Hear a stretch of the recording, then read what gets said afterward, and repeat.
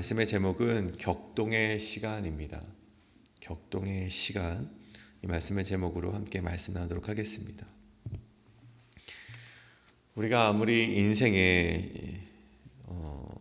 시간을 잘 계획하고 준비를 하여도 인생에는 예상치 못한 변화의 순간이 우리에게 다가오곤 합니다. 그리고 그 변화를 아무리 잘 준비했다 하더라도, 아무리 많은 돈으로 그 시간을 준비했다 하더라도 인간에게는 그 변화의 순간이 큰 스트레스로 오게 되지요.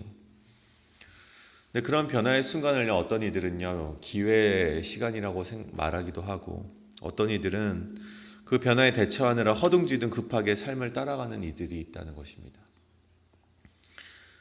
그렇다면 우리 그리스도인들은 그 격동의 시간, 변화의 물결들을 어떻게 대처를 해야 될까요? 우리가 이 시간을 어떻게 받아들여야 되는가, 그것으로부터 우리가 이 문제 해결의 해답이 있음을 우리가 알아야 됩니다. 이 격동의 시간은 당연하게도 하나님께서 우리에게 주신 시간이라는 것을 우리가 기억을 해야 합니다. 물론 때때로 하나님께서 우리에게 왜 이러한 변화의 순간을 허락하셨는지 이해가 안 되는 순간도 있겠죠. 왜 이런 변화의 시간들, 격동의 시간들을 나에게 허락하셨는가, 이해가 되지 않을 때가 많이 있습니다. 그렇기 때문에 우리는요, 이 삶이 격변하는 순간에 어떻게 우리가 행동을 해야 되는가, 어떻게 대처해야 되는지까지도 우리가 함께 오늘 말씀을 통해서 알아가야 되는 것입니다. 그래서 오늘 말씀을 함께 묵상하시면서 우리에게 주어지는 변화의 시간, 변화의 물결, 이 격동의 시간을 급급하게 따라가는 그런 그리스도인이 아니라 이 변화를 통하여서 우리에게 주시는 새로운 사명과 사역, 그리고 하나님의 은혜를 발견하시고 기쁨을 얻어가시는 우리 성도님 되시길 간절히 소원합니다. 오늘 말씀의 격동의 시간 첫 번째는요, 하나님은 우리를 움직이게 하신다는 것입니다. 하나님은 우리를 움직이게 하신다는 것이죠. 예루살렘 교회는요, 이 교회가 세워진 이후에 계속해서 성장해 갔습니다. 우리가 새벽 말씀을 통하여서 또 수요일 말씀, 주일 말씀을 통하여서 계속해서 드린 말씀이 뭐냐면, 이 예루살렘 교회가 박해에도 불구하고 계속해서 성장해 갔다는 것입니다. 심지어는요, 심히 묻는 무리가 많아졌다라는 표현까지도 있습니다. 외적으로는요, 공회의 압박과 박해가 있었습니다. 그렇지만 중심을 잘 잡은 것이 예루살렘 교회였습니다. 내적으로는요, 이 헬라파와 히브리파 유대인들 사이에 갈등이 있었습니다. 하지만 우리 주일 말씀을 통해서 우리 배웠듯이 그 갈등을 딛고 일어선 것이 바로 이 예루살렘 교회였습니다. 여러 문제들을 잘 이겨내면서 심히 묻는 무리가 많아질 정도로 안정을 이뤄가는 것이 바로 예루살렘 교회였습니다. 그런데 오늘 말씀을 보시면 본문과 같이 7 집사 중에 한 사람이었던 스데반이 공회의 신문을 받습니다. 그리고 그가 변론하였을 때 공회에 참여한 자들이여 심히 분노했다고 합니다. 얼마나 이 마음에 찔림이 있었으면요, 그를 향하여 이를 갈았다 그래요. 이를 갈 정도로 분노하여서 로마의 허락도 없이 불법으로 스데반을 죽이게 됩니다. 이 이스라엘은요, 이 유대인들은 로마의 속국의 지배를 받고 있었기 때문에 이러한 절차를 보고를 한 다음에 사람을 사형을 집행하든 어떻게 그 법에 집행을 해야 되는데, 그러한 절차 없이 그들의 분노 가운데 감정적으로 스데반을 죽이게 된 것이죠. 여러분, 이 짧은 말씀 속에서 우리가 알길 원하는 것은, 대개 죄는요, 우리의 감정에 앞설 때 시작이 된다는 것입니다. 공회는요, 그 감정을 다스리지 못해서 자신들의 손에 피를 묻히게 되었다는 것입니다. 이제 제사장과 바리새파와 사두개인들은요, 눈치를 보지 않습니다. 자신의 감정대로 행동하는 거예요. 본격적인 교회의 박해 시대가 열리게 된 것입니다. 이제 안정적으로 성장해 나갔던 예루살렘 교회의 그런 성장은 멈추게 되었음을 신호하게 되는 것입니다. 그런데요, 그것이 교회의 성장이 멈추게 된 것으로 끝이었는가? 그것은 아니었습니다. 그 결과가 어떻게 되었냐? 8장 1절 하반절에 보면 이런 말씀이 있습니다. 사도 외에는 다 유대와 사마리아 모든 땅으로 흩어지니라. 우리가 이 말씀을요 잘 받아들여야 됩니다. 세상 사람들이 이 말씀을 보면요 이렇게 생각을 했을 것 같아요. 핍박을 피해서 도망을 갔구나. 야, 저 믿음 있는 사람들도 핍박 시작하니까, 박해가 시작되니까 다 도망가는 거 봐라. 이것이 저들의 믿음이다. 세상 사람들이 보면요, 믿음 없는 눈으로 보면요, 우리가 이것을 이렇게 이해할 수 있을 것 같습니다. 하지만 우리가 하나님의 눈으로 보면요, 믿음의 눈으로 보면요, 그리스도인들의 눈으로 보면요, 이 말씀의 구절이 그렇게 읽히지가 않는다는 것이죠. 8장 1절, 다 유대와 사마리아 모든 땅을 흩어지니라. 이게 무슨 말씀입니까? 복음 확산을 위한 하나님의 뜻이었다는 것입니다. 그저 도망간 것이 아니라 복음의 확산의 말씀의 구절이라는 것이죠. 예수님께서 제자들에게 이렇게 명령을 하셨죠. 사도행전 1장 8절에 예루살렘과 온 유대와 사마리아와 온 땅까지 이르러 내 증인이 되리라. 그런데 그럼에도 불구하고 사도들도 그렇고 제자들도 그렇고 그 말씀을 듣는 무리들이 예루살렘에만 머물러 있자 하나님께서 외부 핍박이라는 방법을 통하여서 그들을 세계로 나갈 수밖에 없게 하셨다는 것입니다. 그렇게 그들은요 세상을 향해 복음을 들고 나가게 됩니다. 물론 이 8장 1절에 보면요 다 유대와 사마리아 모든 땅으로 흩어지지만 누가 남습니까? 사도들은요 예루살렘에 남았다고 기록이 되어 있습니다. 사도들은요. 물론 우리가 그 이유를 알 수 없지만 예상해 보건대 사도행전 1장 4절에 예수님께서 제자들에게 명령하셨던 것을 기억하시죠? 예루살렘을 떠나지 말고 내게서 들은 바 아버지께서 약속하신 것을 기다리라. 여러분, 예수님께서 이제 떠나가셨을 때, 승천하셨을 때 제자들이 예루살렘을 분명히 떠나고 싶어 했을 것입니다. 왜냐하면 그들의 출신 지역이기 때문에 그래요. 여러분, 저는 성남이라는 곳에서 태어나고 성남이라는 곳에서 자라왔습니다. 그리고 그곳에서 오랜 시간 동안 신앙생활을 했는데 그곳에서 말씀을 전하면요 아무리 정말 열심히 준비하고 말씀을 전해도 권사님들은요 저 어렸을 때 울던 기억밖에 기억을 못 하시더라고요. 저 커가면서 제가 탈선을 했던 그런 기억밖에 말씀을 안 하세요. 어떻게 저는 똥강아지가 어떻게 저렇게 말씀을 전하는가 그냥 기특해 하실 분이라는 거죠. 이게 무슨 말씀이냐, 제자들이요 사람들이 어떤 이들인지를 알았다는 거예요. 저 죄 많은 사람들, 저 예수님을 배신한 사람들 아니냐, 저 말만 번지르르 한 사람 아니냐, 다 알고 있었던 거예요. 그래서 제자들이 떠나고 싶었지만 예수님께서 뭐라고 하십니까? 너네 떠나지 말아라. 너희가 이곳에서 아직도 해야 될 것이 있다. 약속하신 하나님이 약속하신 것을 너희가 이 땅에 남아서 기다려야 된단다. 여러분, 이 사도들은요 오히려 떠나는 것이 그들에게는 복이었습니다. 그들이 생각할 때 그들이 나가고 싶어 했을 것이죠. 그렇지만 그들이 남아있는 것만으로도 그들에게는 큰 도전이 되었다는 것이죠. 예수님께서 그들을 나가지 못하게 하시고 여전히 그들을 향해 손가락질을 하는 이들에게 복음을 전파하는 그 사명을요 이 12 제자들에게 주신 것입니다. 사도들에게 주신 것입니다. 뿐만 아니라 예루살렘 교회가 계속해서 박해를 당하지만 너희가 교회의 시작점이자 중심 공동체로서 너희가는 여기에 끝까지 남아있어라 라는 예수님의 말씀 가운데 이들이 남아있을 것이라고 우리가 생각을 해볼 수가 있는 것이죠. 물론 한간에는요 이러한 말이 있습니다. 곤잘레스라는 역사학자는요 이걸 이렇게 말하더라고요. 이 사울의 공회에 대한 박해는 헬라파, 그냥 이방인들이 이제 개종했던 헬라파 그리스도인들에게는 정말 심했지만 이 원래 유대인들, 히브리파 유대인들에게는 박해가 그렇게 심하지 않았다라는 물론 그런 역사적인 평가를 내리기도 하는데 우리가 그것보다 전혀 사도들이 사명을 가지고 남아있었다는 것에 우리가 좀 더 집중해 보길 원합니다. 예루살렘 교회는 사도들이 중심이 되어서 성교의 중심적인 역할을 하기 위해 남아있었고 세계로 나아간 제자들은 예수님의 명령에 따라 복음의 확산을 위해 움직이게 되었다는 것입니다. 스데반의 순교가 미랄이 되어 열매가 맺혔듯이 이 복음의 확장의 계기가 된 것이죠. 여러분, 오늘 말씀을 통해서 우리가 기억해야 되는 것이 하나 있습니다.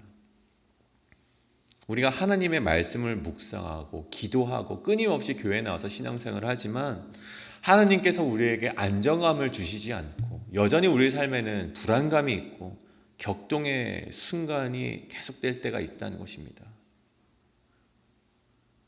우리가 삶의 안정감을 위하여서, 우리가 복을 받기 위하여서 하나님께 기도를 하지만 하나님께서 우리에게 격동의 시간을 주시고 변화의 물결을 주시고 안정감을 주시지 않을 때가 있다는 것입니다. 그때 우리가 해야 될 것은요, 불평의 마음으로 우리의 마음을 가득 채우는 것이 아니라 우리에게 새롭게 허락하신 사명과 하나님의 이끄심의 기대로 나아가야 된다는 것입니다. 여러분, 세상 사람들은요, 뭐라고 말합니까? 세상 사람들은요, 그 끝에 어떠한 하나님의 놀라운 상급이 있는가, 그것에 집중하지 않고 우리가 지금 어떠한 길을 걸어가는가, 우리가 걸어가는 길이 좁은가 넓은가, 그것에만 집중한다는 것입니다. 그 좁은 길 뒤에 있는 영광의 터전을요, 세상 사람들은 결코 보지 못합니다. 그들의 눈이 가려져 있기 때문이죠. 핍박받고 박해받는 순간, 격동의 순간을 보면서 저 봐라, 저 그리스도인들 다 흩어지는 것을 봐라, 이런 것만 보고 세상 사람들은 우리를 평가한다는 것입니다. 그렇기 때문에 우리는 세상 사람들의 말을 신경 쓸 필요가 전혀 없다는 것입니다. 왜요? 우리는 좁은 길 뒤에 있는 하나님의 영광의 터전을 누릴 영광의 성도이기 때문입니다.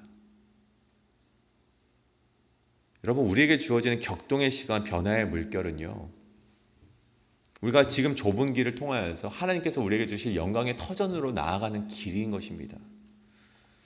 하나님께서 자신의 길로 우리를 움직이는 시간입니다. 그래서 때로는 안정감 있는 삶, 편안한 삶이 주어지지만 그러한 삶보다 더 큰 은혜가 이 격동과 변화에 있음을 기억하시는 성도님 되시길 간절히 축복합니다.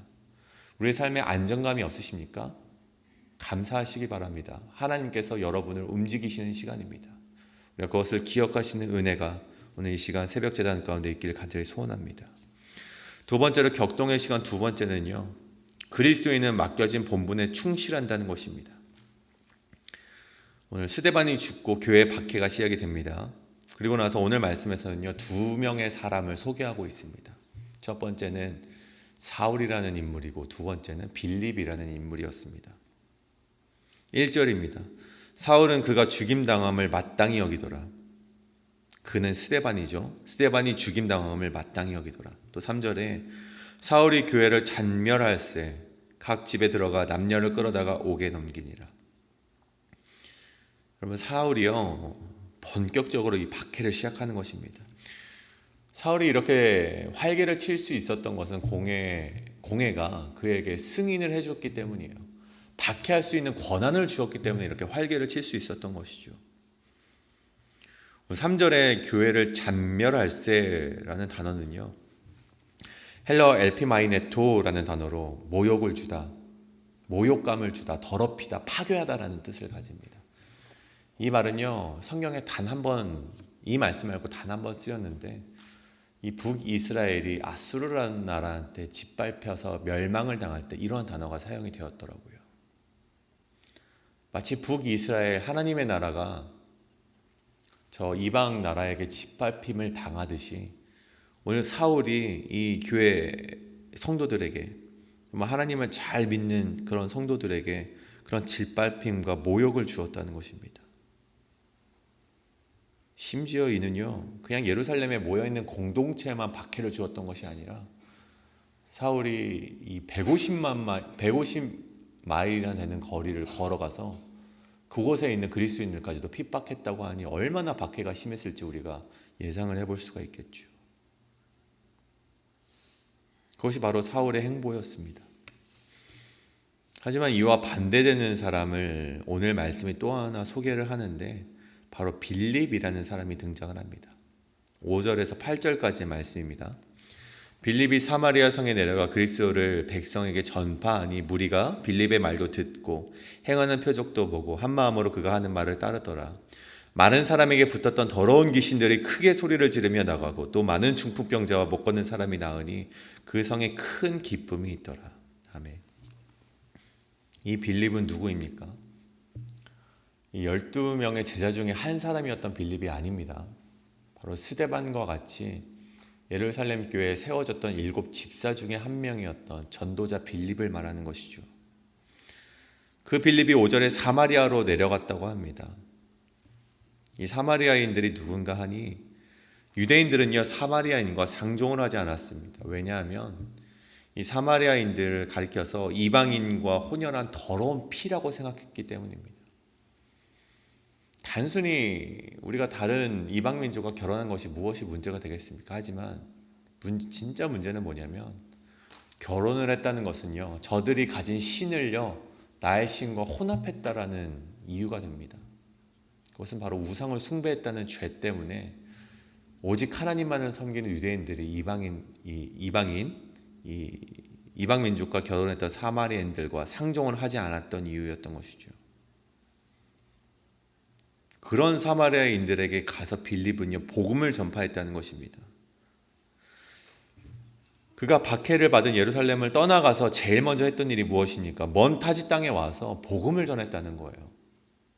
그냥 숨어 있었던 것이 아니라 이번 이방 땅에 와서까지도 복음을 전했다는 것입니다. 묵묵히 자신이 해야 될 일을 알고 있었다는 것입니다. 그때 무슨 일이 일어납니까? 그 사람들이 표적을 보고 한 마음으로 그가 하는 말을 따랐다는 것입니다. 빌립이 하는 말을 듣고 행하는 표적을 보고 이후에 한 마음으로 그가 하는 말을 떠나더라. 이 말이 무엇인가 하니 예수 그리스도의 복음이요 히브리인들을 넘어서 우리 사도행전 앞절 말씀을 보면요 제사장 무리들이 예수 그리스도를 믿기 시작했다고 합니다. 그 복음을 믿기 시작했는데 그뿐만이 아니라 이제는 사마리아인들까지도 복음을 믿게 되었다는 사실입니다. 굉장히 대단한 말씀입니다. 왜냐하면 유대와 사마리아인 사이에 있었던 풀리지 않고 해결되지 않았던 깊은 골이요 이제는 그리스도 안으로 들어오면 그리스도의 복음만 있으면 그들이 모두 하나가 될 수 있다는 놀라운 사실이었다는 것입니다. 우리 북한과 남한이 아직까지도 대치하는 상황에 있습니다. 하지만 저는 그리스도인의 복음 가운데 있으면 예수 그리스도의 복음 가운데 있으면 우리가 하나로 될 줄 믿습니다. 그런 놀라운 일이요 풀리지 않았던 몇백 년 동안 풀리지 않았던 그들의 갈등이 그리스도 안에서 풀리게 되었다는 것입니다. 하나가 되었다는 것이죠. 어떻게 이 같은 일이 일어나게 됩니까? 하나님이 빌립을 보내셨기 때문에 가능합니다. 단순히 빌립이 자기 목숨 살고자 도망가서 할 일이 없어서 그렇게 전파했다면 그런 능력이 나타날 수가 없는 것이죠. 하나님께서 빌립을 보내셨고 성령님이 그 속에 함께 하셔서 하실 말을 알려주셨기 때문에 사마리아인들이 믿었고 한 마음으로 빌립을 따를 수가 있었던 것입니다. 우리 교회는요 금요일마다 노방전도를 나가게 됩니다. 저는 이 노방전도를 나갈 때마다 사실은 좀 인간적인 마음이 들 때가 굉장히 많이 있습니다. 때로는 더위 때문에, 때로는 이 1시간이 좀 넘는 시간 동안 찬양을 부르는 것이요 쉽지가 않습니다. 실내에서 부르는 것도 어렵지만 밖으로 나가서는요 정말 더 크게 큰 목소리로 외쳐야 되기 때문에 어렵죠. 그래서 노방전도를 갈 때마다 가끔은 마음이 좀 어렵기도 합니다. 그런데 제가 곰곰이 생각해 보면요 우리 교회의 사역을 되돌아보면 저는 이 노방전도만큼 이 귀한 사역이 없다라고 생각을 하게 됩니다. 저는 우리 수많은 교회에 많은 사역이 있지만 모든 사역이 정말 귀한 사역이지만 저는 그 중에서도 단언코 이 노방 사역이 가장 하나님이 보시기 기뻐하지 않을까라는 생각을 하곤 합니다. 그리스도인의 존재의 이유가 하나님을 찬양하기 위해서라면 그리스도인의 가장 첫 번째 된 사명이 바로 이 복음 전파이기 때문입니다. 하나님께서 우리를 보내셨고 우리는 그리스도의 복음을 전파합니다. 그것이 바로 우리의 사명이기 때문이죠. 전도하지 않는 그리스도인들은요 죄송합니다. 제가 이런 말씀해서 죄송하지만 어떻게 그리스도인이라고 불릴 수가 있겠습니까? 제가 오늘 노방전도를 말하는 것이 아닙니다. 노방전도를 안 나오는 성도님들을 제가 어떻게 그럴 권한이 있겠습니까? 그런 말씀이 아니라 삶에서 나의 모습을 통해서 그리스도의 향기를 내뿜지 않는다면 어떻게 우리가 그리스도인이라고 불리움을 받을 수 있겠냐는 말입니다. 삶에서 나를 통해 그리스도인의 향기를, 그리스도인의 모습을 보여주지 못한다면 우리가 어떻게 그리스도인이라 말할 수 있겠습니까? 무엇이 우리를 그리스도인이라고 부를 수 있습니까? 예수 그리스도를 믿는다는 것은요, 예수님이 말씀하시는 것을 지키는 자를 뜻합니다. 땅끝까지 이르러 내 증인이 되라는 예수님의 말씀을요, 어떤 사람은 노방전도로 지키는 사람이 있는가 하면 어떤 사람은요, 삶으로 그 모습을 보여줌으로써 다른 이들에게 예수 그리스도를 알리는 사람도 있고, 찬양으로 증거하는 자도 있고, 여러 모습으로 전도가 된다면 그가 바로 그리스도인이라는 것입니다. 오늘 빌립은요, 어떻습니까? 저 멀리 저 먼 땅으로 가게 되었지만 그곳에서도 하나님의 말씀을 증거했다는 것입니다. 왜요? 그가 바로 하나님의 사명을 받은 사명자였기 때문이었습니다. 빌립은 자신에게 고난이 주어졌지만, 박해라는 시련이 주어졌지만 자신의 본분을 놓치지 않았고 묵묵히 걸어나갔다는 것입니다. 그때 어떤 일이 일어납니까? 그가 쓰임을 받습니다. 그를 통해서 사마리아인들이 구원을 받게 되고 8절에 그 성에 큰 기쁨이 있게 되었다고 합니다. 사랑하는 여러분, 저는 오늘 말씀을 정리하면서 여러분에게 이렇게 말씀드리고 싶습니다. 우리에게 시련이 있다면, 고난이 있다면 그 고난을 통해서 넘어지는 것이 아니라 더 크신 하나님의 뜻을 바라보실 줄 아는 우리 성도님 되시길 간절히 축복합니다. 우리에게 예상치 못한 격동의 변화의 순간이 있습니다. 변화의 물결이 있습니다. 지금이 안정되고 지금이 변화하면 안 되는데, 내가 이렇게 가다가 잘 늙어서 내가 좋은, 정말 편안한 그런 인생을, 노후를 살아야 되는데 왜 이런 변화를 하나님께서 나에게 주셨는가? 그건 불평이 우리에게 있기보다 이 안정감을 주지 못하는 상황에 우리가 이렇게 생각을 하길 원합니다. 아, 이때가 하나님께서 나를 인도하시는 시간이구나. 하나님께서 나를 하나님의 길로 인도하시는 순간이구나. 이것을 깨달으실 줄 믿고 나아가는 우리 성도님 되시길 간절히 소원합니다.